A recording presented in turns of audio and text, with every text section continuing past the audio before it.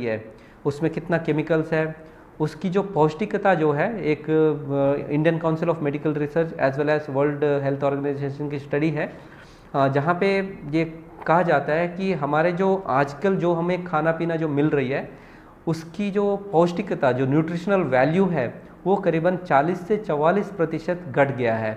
इसको nutritional gap यानी कि डाइटरी गैप कहते हैं। तो यानी कि जो आज से 10-15 साल 20 साल पहले जो खाना पीना मिलता था, अगर हम वही उन्हीं फल सब्जियों को आज से 15-20 साल पहले जो खाते थे और आज जो खाते हैं, उसकी जो पौष्टिकता जो मिल रही थी वो करीबन 40% घट गया है। तो अगर हमें या तो 40% ज़्यादा खाना चाहिए लेकिन हम खा नहीं सकते, तो इसके लिए हमें कुछ चीज़ें एक्स्ट्रा लेने की ज़रूरत पड़ सकता है, उसके बारे में मैं बात आगे बताऊंगा। सो प्रॉपर न्यूट्रिशन लेना बहुत ही इम्पॉर्टेंट है।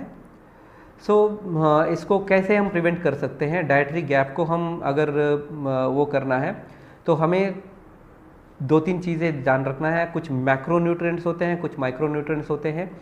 मैक्रोन्यूट्रिएंट्स में प्रोटीन, कार्बोहाइड्रेट और फैट होता है, और हमें अच्छा क्वालिटी प्रोटीन्स प्रॉपरली लेना चाहिए। फिर अच्छा क्वालिटी का फैट, ओमेगा 3 फैटी एसिड्स होते हैं, उसको लेना चाहिए।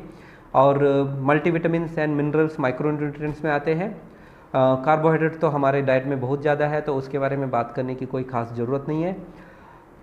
मल्टीविटामिन्स मिनरल हमें एक रेकमेंडेड डेली अलाउंस जो WHO के द्वारा रेकमेंडेड है उतना हमें लेना चाहिए। उसमें मेनली 13 विटामिन 11 मिनरल्स हमें लेना होता है।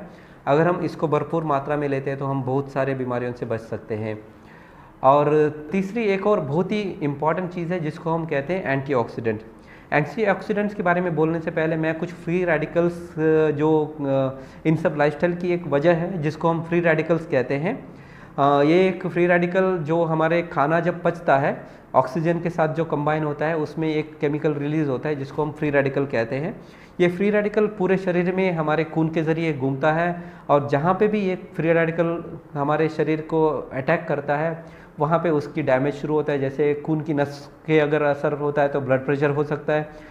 हमारी जो हृदय है, हार्ट है, इसकी अगर जो ब्लड वेजल्स यानी कि खून की नल की जो अगर इफेक्ट होता है तो उसमें वो ब्लॉकेज हो सकती है जिसकी वजह से हार्ट अटैक हो सकती है। अगर ब्रेन की खून की नल की को ब्लड वेजल्स को अफेक्ट करके तो वो स्ट्रोक हो सकता है, यानी कि लकवा हो सकती है। और इसी तरह है अगर जॉइंट्स को अफेक्ट करता है तो आर्थराइटिस हो सकता है।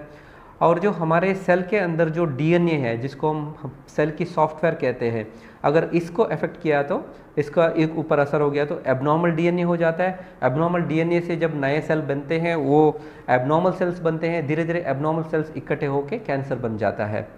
तो फ्री रेडिकल डैमेज से हम बच सकते हैं, तो उसके लिए हमें कुछ कुदरती चीज़ अवेलेबल है जिसको हम एंटीऑक्सीडेंट्स कहते हैं। मेन एंटीऑक्सीडेंट्स क्या है? विटामिन C, विटामिन E और सेलेनियम होता है।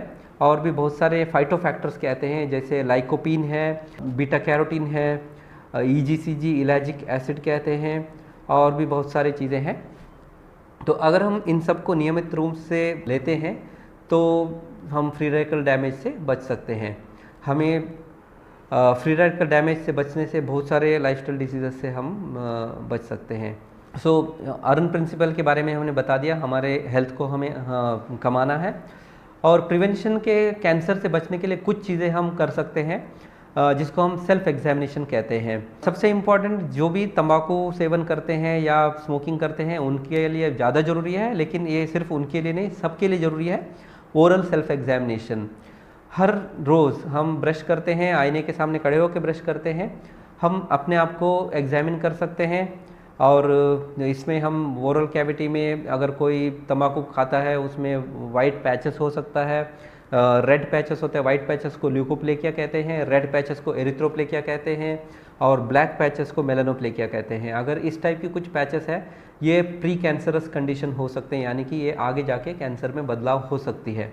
तो इसको अगर ऐसे कुछ हम नोटिस करते हैं तो तुरंत हम किसी भी कैंसर विशेषज्ञ के पास जाके हमें अपने आप को चेकअप करवाना ज़रूरी है। और ओरल सेल्फ एग्जामिनेशन में मुंह के अंदर हाथ डाल के हम जीभ का पीछे का हिस्से भी एग्जामिन कर सकते हैं। और क्योंकि जीभ का पीछे का हिस्सा एक ऐसी जगह है जहाँ पे अगर कैंसर हो गया तो काफ़ी